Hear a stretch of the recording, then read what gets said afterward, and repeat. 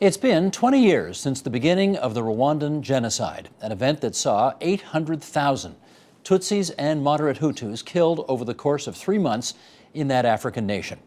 Some believe much of the ethnic conflict can be traced back to an educational system that enforced divisions within the populace. And joining us now to tell us more about this thinking and what Rwanda's education system sees 20 years later, Elisabeth King. She is author of From Classrooms to Conflict in Rwanda.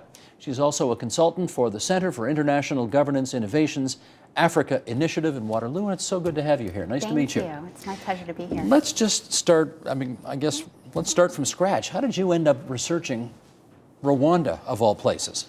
Well, I'm a political scientist. I'm interested in development and peace building, and I'm interested in researching how theories and hopes that we have actually play out for people on the ground. So as someone interested in these issues, as you just noted, Rwanda is perhaps the most extreme case of intergroup conflict, where we know that perhaps 800,000 people were killed in the span of 100 days. We know that this is a context in which education is very political, but hasn't been really thought about, especially in the way that I tackle it in this book. Well, you chose to do your interviews on the ground without using a translator. So I wonder how you communicated with everybody that you were talking to. Sure. So the book is based, the core of the research is really these open-ended interviews with Rwandans that had been students and or teachers at different times in Rwanda's history, because the research stems back to the colonial period till today. And it was tricky in what has become a really repressive political context to ask people to share really difficult memories and to share potentially contra-governmental narratives in this repressive setting. So I chose to forego a translator, which meant foregoing a big part of the population who only speak Kinyarwanda, and chose to speak with people in French. So we could speak one-on-one, and the interviews could be confidential and anonymous. And I think that was really important to the research strategy. And you still think you managed to get a good enough chunk of the population to make the results that you came up with relevant? Of course, this isn't a statistical sample that cuts across the whole country, but it's a sample where I'm really confident they talk to people from the groups that matter. So people that self-identified as Hutu and people that self-identified as Tutsi, people from different genders, people from different socioeconomic backgrounds, and people from different parts of the country. And it was a privilege to do that. Okay, let's ask our control room to bring up a map of Rwanda, because we want to remind everybody the part of the world that we're talking about. And one of the more, I'd say, fascinating statistics I read in your book is that nearly 43% of Rwanda's population today is under the age of 14. This is a very, very young country. But take us back. Before this country was colonized, what did it look like? Well, of course, I wasn't there. But I did have the privilege during the research of tracking down people that had been colonial administrators and missionaries when Belgium was the colonial power in Rwanda. And this would be going back, well, this is 50 years or so, right? Rwanda gained independence in 1962. So speaking to people about what the country looked like then, it looked like a very different place. And especially in the book, talking about schools, that was just the time when the formal education system was for the first time being set up. And we, of course, know about Hutus versus Tutsis, but there was a third group involved as well, wasn't there? That's right. There are 3 ethnic groups in Rwanda, the Hutu, Tutsi, and Twa. Twa, T-W-A. That's right. So according to conventional wisdom, Hutu account for about 85% of the population, Tutsi account for about 14% of the population, and Twa account for just under 1% of the population. And what kind of a role did they or did they not play in the genocide of 20 years ago? They're not a group upon which I focus in the book, because they were a group that have always been largely looked down upon and excluded from politics, and they didn't play, to the best of my knowledge, an important role in the genocide. Okay. One of the most difficult questions to answer, I think, has been, over the last 20 years, what responsibility, if any, did the colonizers play in the events that took place 20 years ago? Were you able to get a clearer answer on that? This is such a tricky question, and it's part of the current government's narrative to say that in the pre-colonial period, Rwanda was a golden age where Hutu, Tutsi, and Twa didn't matter and everyone lived in peaceful harmony. Is that true? We know, though, that that's inconsistent with the historical record, even if it plays an important role in the story today. What is said is that Belgium, as the colonial power, helped crystallize ethnic groups that had already been there, but to formalize them and to then, through an indirect rule strategy, prioritize Tutsi in terms of schooling and in terms of access to the state. And based on your research, do you agree that that is an accurate conclusion, that the colonizing Belgians did in fact do that? Certainly. There's always nuance to the story. I think, for instance, those that would put a huge role on the fact that Belgium brought identity cards in 1933, and we saw those identity cards come back in the Rwandan genocide.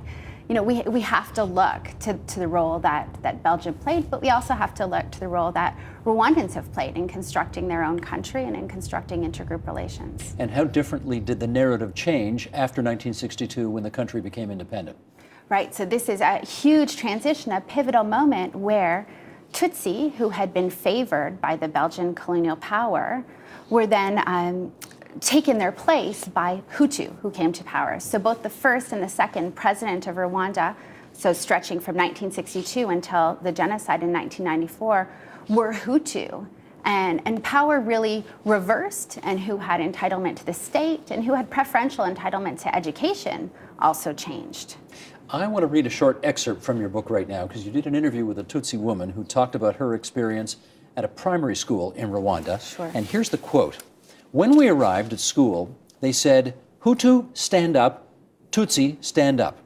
And Hutu didn't really have any problems, but the Tutsi had problems in relation to Hutu. And they would tell us in class, when they knew that you were Tutsi, that you didn't have the right to speak.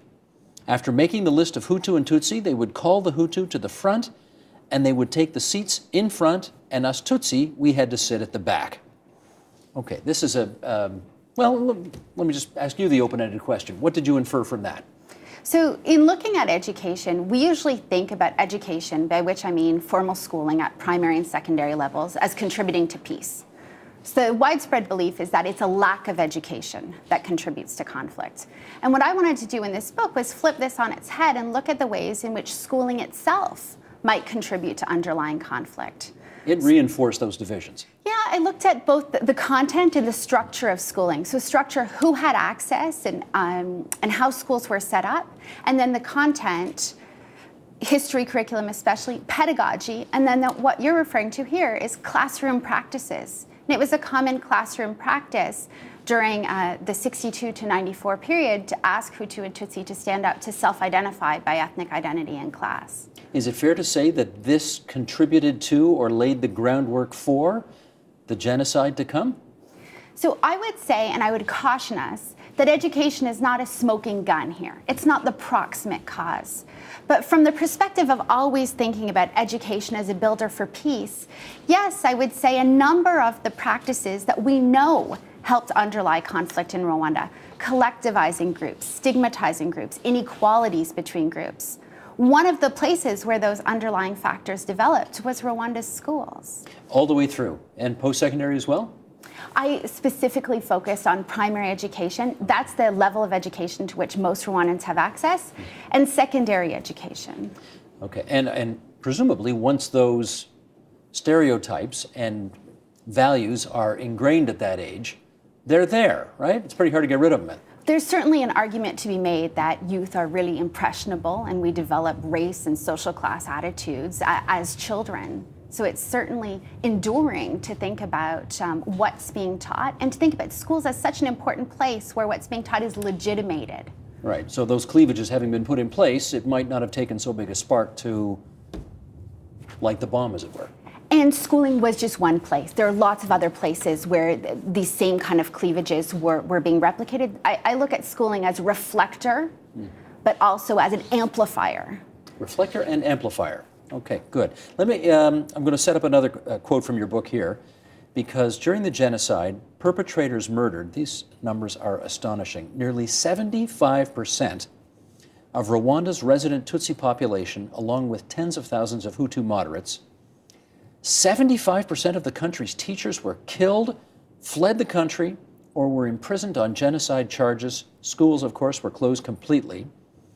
Following the mass killings, the government essentially outlawed ethnic identities, and here's the quote from your book. The logic of the Kagame regime seems to go as follows. Tell them to reconcile, and the population will do so. Teach them a new history, and they will embrace it.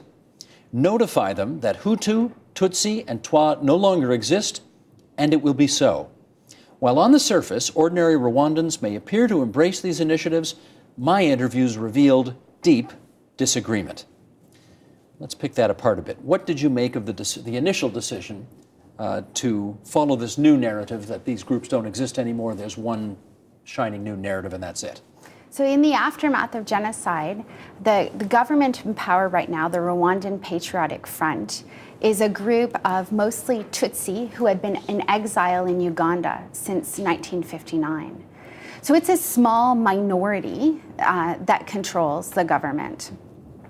It makes sense, both from a political perspective and from a reconciliation perspective, not to focus on ethnicity and to focus on this "we are all Rwandan," which is a strategy that the government has embraced, ostensibly for reconciliatory purposes, but also probably for political reasons. And what did your interviews reveal about that strategy?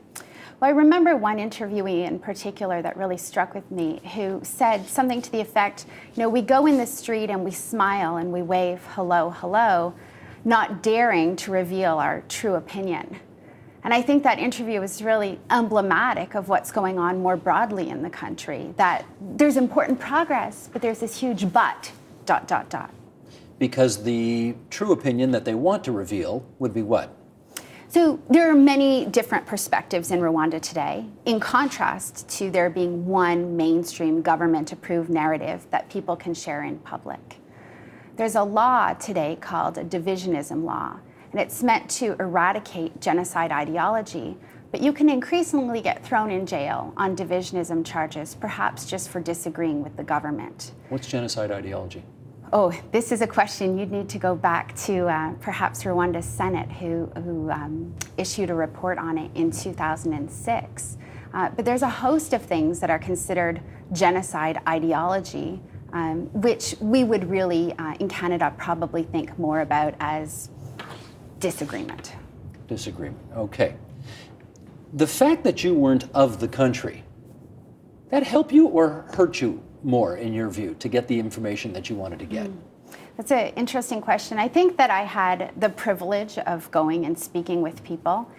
And the fact that I was an outsider, I think, often helped in terms of allowing people of different ethnic groups, of different backgrounds, to express themselves to me in a way that they may not have been able to do so to another Rwandan, whom they would always try to figure out that person's history, where they had come from. What side were they on, that kind of thing. So they know, just looking at you, they know you're not really a part of this.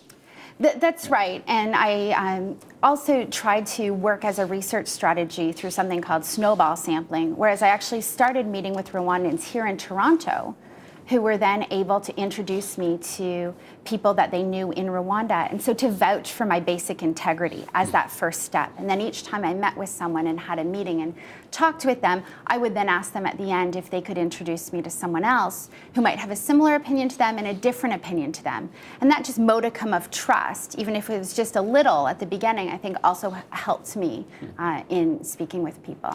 20 years is not that long a period of time in the broad swath of history. So how are they, presumably a lot of the people who are teaching this stuff today, whatever they're teaching, they were there then. How are they teaching this time of their history today? So in the immediate aftermath of the Rwandan genocide, the government placed a moratorium on history teaching. So there was a period of time in which no history was taught in the country. It began to be reintroduced in the mid-2000s.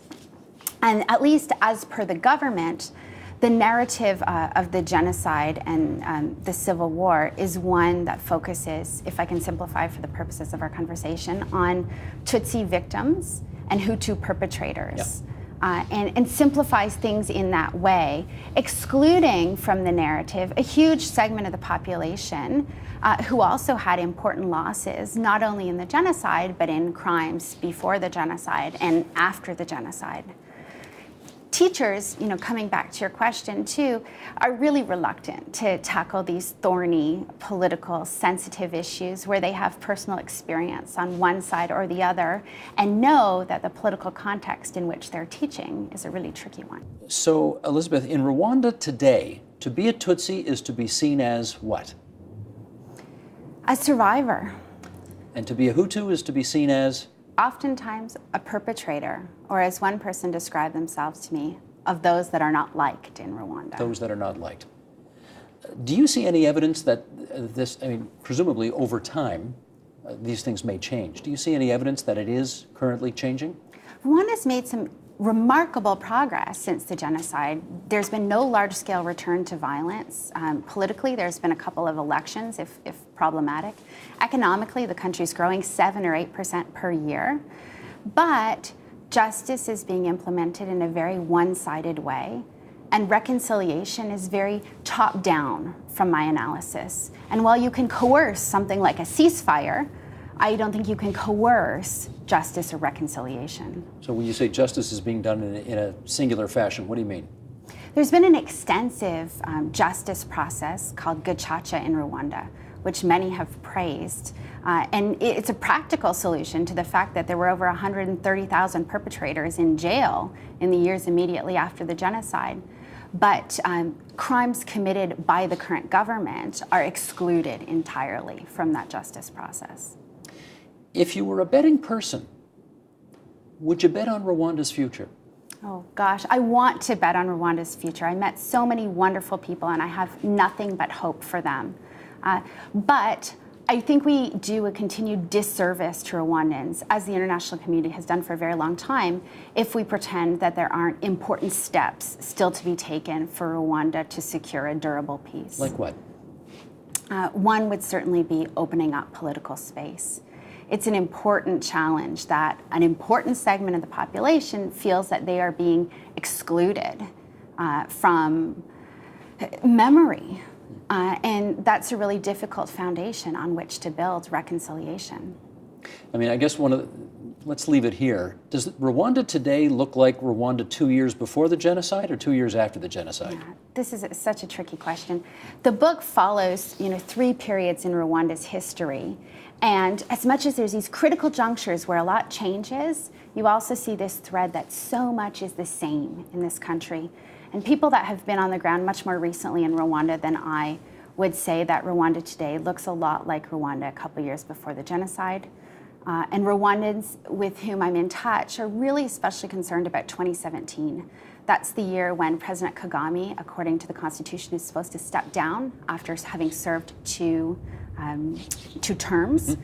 They're worried, what happens if he does step down, because he's kept this country under tight control, and they're worried, what happens if he doesn't step down, because that would mean he would be perhaps unilaterally changing the Constitution. So the world holds its breath in 2017.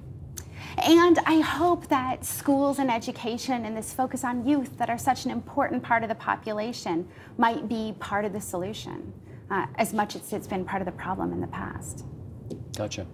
It's a fascinating read. From classrooms to conflict in Rwanda, Elisabeth King. It's so good of you to come into TVO tonight. Thanks very much. It's my pleasure. Support Ontario's public television. Donate at tvo.org.